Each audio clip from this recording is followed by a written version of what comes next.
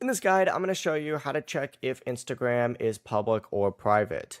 Before we get into this guide, make sure to like the video and subscribe to the channel with all notifications on. It really does help with the channel and it lets us know that you want more content like this.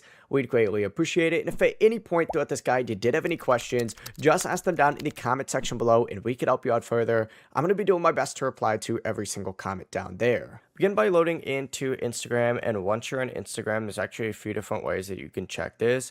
If you're on your profile, just like so, by selecting your profile icon down in the bottom right corner, look near your username up at the top, and if you see a small lock icon next to your name, that means your account is private. If there's no lock icon, that means your account is public. You can also check this in settings by selecting the three lines up in the top right.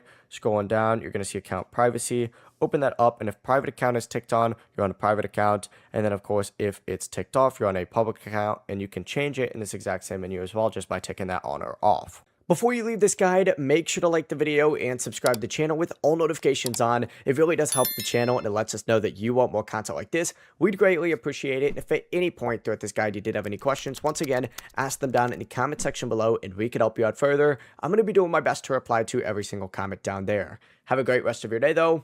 Peace.